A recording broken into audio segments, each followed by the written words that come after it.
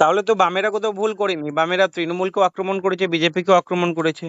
হ্যাঁ, আক্রমণ করেছে, কিন্তু একটা জিনিস কি জানেন তো, যে তারা বলছে যে তৃণমূল বিজেপি একই জিনিস। একই জিনিস কখনোই নয়। মানে আমার পাড়ার একটা ছোট জমিদার আর মানে ব্রিটিশ সরকার, সে কিন্তু এক এক জিনিস কখনোই হতে পারে না। মানে ওয়ারেন হেস্টিংস আর আমার পাড়ার হয়তো কোনো মানে নিপতি চ্যাটার্জি, দুজনে এক কখনোই হতে পারে না, দুজনেই হয়তো অত্যাচারী। কিন্তু এখানে কিন্তু ওয়ারেন হেস্টিংস সবচেয়ে গুরুত্ব মানে ইয়ে, ওয়ারেন হেস্টিংস কে আগে হারাতে হবে, নিপতি চ্যাটার্জিকে পরে দেখে নেওয়া যাবে। হ্যাঁ, কারণ ইংরেজরা চলে যাওয়ার পরে তৃণমূলকে তুমি কিভাবে রেট করবে, দক্ষিণপন্থী না বামপন্থী? তৃণমূল তৃণমূলকে কিভাবে আসলে, তৃণমূল কংগ্রেসের না এদের একটা সুবিধা হচ্ছে, এই দলগুলো না কোনো নির্দিষ্ট আইডিওলজি নিয়ে চলে না। ঠিক আছে, এই একটা এদের সুবিধা। এইগুলো অ্যাকচুয়ালি এক একটা মঞ্চ।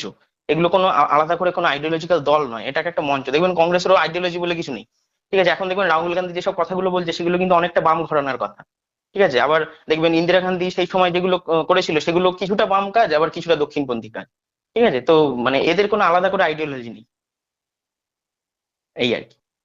তবে এটা বলবো যে অন্তত তৃণমূল, আহ, কি বলবো, অন্তত বিজেপির থেকে তৃণমূল অনেক বেশি সেফ। যদিও মানে আমি ভালো একবারও বলছি না, কিন্তু বিজেপির থেকে তৃণমূল অনেক বেশি সেফ, কারণ সাম্প্রদায়িক যে হিংসা এটা এরা ছড়াতে পারবে না। এই একটা সুবিধা। এবং যতদিন আমাদের মানে রাজ্যে বিজেপি প্রধান দ্বিতীয় দল থাকবে, ততদিন কিন্তু বামেদের ওটা কঠিন হয়ে যাবে। এই জন্য বামেদের সবসময় চেষ্টা করতে হবে বিজেপিকে আগে সরানো, এবং মানে বিভিন্ন জায়গায় গিয়ে প্রজেক্টরে প্রজেক্টরে দেখাতে হবে যে বিজেপি কি অন্যায় করেছে। যেসব রাজ্যে বিজেপি ক্ষমতায় আসছে, ছত্তিশগড়ে কি অবস্থা করেছে, ঠিক আছে, জঙ্গল ফঙ্গল সাফ করে দিচ্ছে। হ্যাঁ, এই দক্ষিণপন্থী দলগুলো না, আমি বুঝি না ওরা এটা বোঝে না যে আমি এইগুলো করে তো অ্যাকচুয়ালি তো আমার আমার পরবর্তী জেনারেশনকেও ক্ষতিগ্রস্ত করছি। এই যে ব্রাজিলের যে দক্ষিণপন্থী যে নেতাটা বোলসোনারো, ও কি করছিল যে আমাজন পুড়িয়ে দাও। মানে ভাবুন, মানে যেটাকে বলে পৃথিবীর ফুসফুস, যে জঙ্গলটাকে, সেই জঙ্গলটাকে বলছে পুড়িয়ে বেঁচে দাও। মানে চিন্তা করুন, আপনি চিন্তা মানে ভাবনা চিন্তাটা দেখুন। ঠিক আছে, এই দক্ষিণপন্থী দলগুলো এগুলো কেন বোঝে না জানি না, যে তাদেরও তো পরবর্তীকালের যে জেনারেশন, তারাও তো এই পৃথিবীতেই থাকবে, তারা তো মঙ্গল গ্রহে গিয়ে থাকবে না। তো আমি যদি এই পৃথিবীর পরিবেশ টরিবেশ সব ধ্বংস করে দিই, তাহলে তারা গিয়ে এটা থাকবে কোথায়? ঠিক আছে, এই আর কি ব্যাপার। তো তৃণমূলকে নিয়ে আমি খুব একটা মানে চিন্তিত নই, কারণ আমি জানি যে বিজেপি যদি না থাকে তাহলে তৃণমূল কিন্তু খুব তাড়াতাড়ি সরে যাবে। এই আর কি তা- ব্যাপার। তাহলে বামেরা এই বিজেপি নামক এই দলটাকে কি করে সরাতে পারে বলে তোমার মনে হয়? ছড়াতে পারে বলে আমার মনে হয় যে মানুষ কিন্তু অনেকে জানে না যে বিজেপির শয়তানি গুলো কি। তারা কি ভাবছে বলুন তো, বিজেপি একটা আলাদা কোনো দল, বাহ বেশ ভালোই লাগে, আর মুসলিমদের গাল টাল দেয়। কিন্তু ওরা ওরা ওদের শয়তানি গুলো জানে না। এই জন্য আমরা যেরকম দেখেছিলাম, আমরা যখন খুব ছোট ছিলাম দেখেছিলাম যে সিঙ্গুর আন্দোলন যখন হয়েছিল, আমাদের বাড়ি থেকে যেমন তার নিয়ে গেছিল, তারটার নিয়ে গেছিল আমাদের এখানকার যে তৃণমূল তখনকার নেতা যে কাকা টাকা যারা ছিল। ঠিক আছে, তারা নিয়ে গিয়ে যেটা করেছিল যে তারা কিন্তু পুরো পাড়ায় পাড়ায় প্রজেক্টারে করে দেখিয়েছিল যে দেখো সিপিএম কিরকম অত্যাচার করছে, এই দেখো মেয়েদেরকে কিরকম গুলি করে মারছে, টেনে টেনে নিয়ে যাচ্ছে, এই দেখো পুলিশগুলো কিরকম মানুষদেরকে নির্বিচারে হত্যা করছে। ওইগুলো মানুষ শোনা এক জিনিস, আর কোনো জিনিস যদি মানে চোখের সামনে দেখে না, তখন তার ইম্প্যাক্টটা অনেক বেশি পড়ে। ঠিক আছে, সেই জন্য আমার মনে হয় যে বিজেপির শয়তানিগুলো যে কোন একটা পাড়ায় গেল, গিয়ে ওখানে ধরুন প্রজেক্টর টাঙিয়ে দেখানো হলো যে বিজেপি কেন উত্তরপ্রদেশে হেরেছে, তার কারণ এই দেখুন কিরম ভাবে মানুষের ঘর বাড়ি ভেঙে দিয়েছে, এই দেখুন দোকান পাশার ভেঙে দিয়েছে, এই দেখুন মানুষগুলো কিরম ভাবে কাঁদছে। ওগুলো কিন্তু সব কিন্তু ইয়েতে রয়েছে, ইউটিউবে কিন্তু ওই ধরনের ভিডিও অনেক, মানে আমাদের এখানকার গদি মিডিয়া না করলেও অনেক ইংরেজি মিডিয়া বা যারা স্বাধীন মিডিয়া যারা, তারা কিন্তু ওই ধরনের খবর করেছে। ঠিক আছে, তো সেইগুলো তারা দেখাতে পারে। তারপরে হচ্ছে গিয়ে আসামে যে 12 লক্ষ যে হিন্দু বাঙালিকে, মানে 19 লাখ মোট হিন্দু মুসলিম বাঙালি, আর শুধুমাত্র 12 লক্ষই হচ্ছে তার মধ্যে হিন্দু বাঙালি, তাদের মধ্যে আবার 55,000 হচ্ছে ব্রাহ্মণ। তাদেরকে কিরকম অবস্থায় রেখেছে, ওগুলো যদি ওরা মানুষকে দেখায়, তাহলে আমার মনে হয় মানুষের মানে বিজেপির বিরুদ্ধে একটা ক্ষোভ তৈরি হবে। নাহলে অনেকে কি ভাবছে বলুন তো, যে তৃণমূলের থেকে খারাপ দল বোধহয় আর কেউ নেই, তাই তৃণমূলকে আগে সরাতে হবে। তো তৃণমূলকে সরানোর মতো কে আছে? বিজেপি আছে, কারণ বিজেপি কেন্দ্রে ক্ষমতায় আছে, বিজেপি টাকা পয়সা রয়েছে, চলো তাহলে গিয়ে সবাই মিলে ভোটটা বিজেপিকে দিই। কিন্তু প্রথম কথা, বিজেপি এই রাজ্যে কখনো একক একক সংখ্যাগরিষ্ঠের ক্ষমতায়, মানে যেরকম ভাবে তৃণমূল এসছে বা যেরকম ভাবে একসময় বামেরা বারবার ক্ষমতায় ফিরে আসতো, সেই রকম ভাবে একক সংখ্যাগরিষ্ঠ কোনোদিনই ফিরে আসতে পারবে না।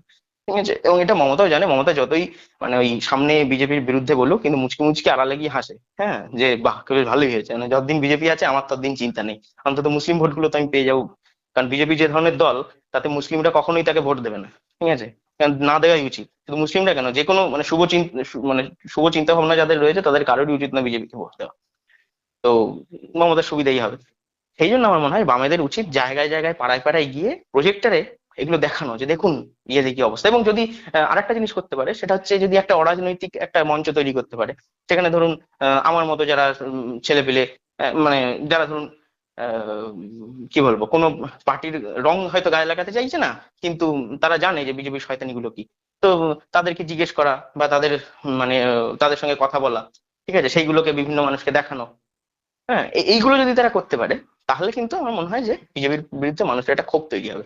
বিজেপির শয়তানিগুলো দেখানো দরকার, এটা হচ্ছে আমার কাছে সবচেয়ে বড় কথা। বিজেপির শয়তানিগুলো দেখানো দরকার, এটা তৃণমূল করবে না, কারণ প্রথমত তৃণমূল কোনো ক্যাডার বেস দল নয়, তৃণমূলের কোনো সর্বক্ষণের কর্মী নেই, ঠিক আছে, এবং যেগুলো রয়েছে সেগুলো ওই মানে আমি যা দেখেছি মানে মদমুদ খেয়ে পড়ে থাকে, আর নয়তো তাদের নিজস্ব কাজকর্ম থাকে। সবাই যে মাতাল তা একেবারেই নয়, তাদের নিজস্ব কাজকর্ম থাকে, তাদের কারো হয়তো হোটেল চালায়, কেউ হয়তো কোনো জায়গায় হয়তো জামা কাপড় বিক্রি করে, ঠিক আছে, এরকম আছে। সর্বক্ষণের কর্মীতে তৃণমূলের নেই, তাই তৃণমূল এটা করতে পারবে না, এবং মনেও হয় না যে তারা করবে। হুম। কিন্তু আমার মনে হয় বামেদের এটা করা উচিত, কারণ বামেদের এখনো কিন্তু মানে সর্বক্ষণের কর্মী প্রচুর রয়েছে, তাদের প্রতি মানুষের সম্মান রয়েছে, এখনো এখনো সম্মান রয়েছে, তাদের কথা মানুষ শোনে।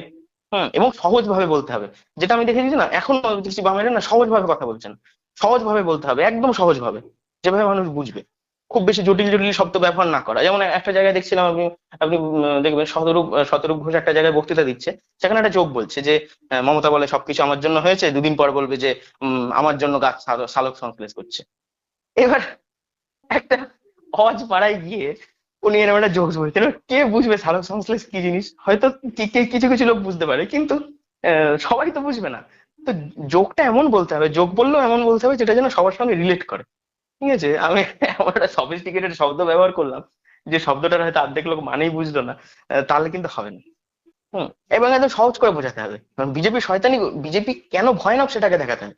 এই দেখুন, মেন শত্রু বিজেপি, তৃণমূলকে হারানোটা বড় ব্যাপার না, মেন শত্রু বিজেপি। বিজেপি সরে গেলে কিন্তু তৃণমূল সরে যাবে, কারণ অনেক মুসলিম কিন্তু তৃণমূলের বিরুদ্ধে ক্ষোভ রয়েছে, কিন্তু তারা ভয়ে তৃণমূলকে ছাড়তে পারছে না, যে যদি বিজেপি চলে আসে। হুম।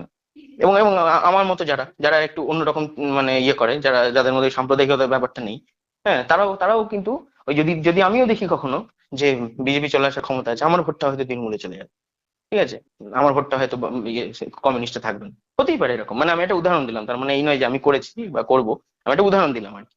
ঠিক আছে, যে এই ধরনের চিন্তা ভাবনার মানুষেরও কিন্তু ভোট তৃণমূল পেয়ে যাচ্ছে, যেহেতু বিজেপি আছে, সেই জন্য বিজেপিকে আটকানোর জন্য আগে বিজেপিকে সরাতে হবে, এই আর কি।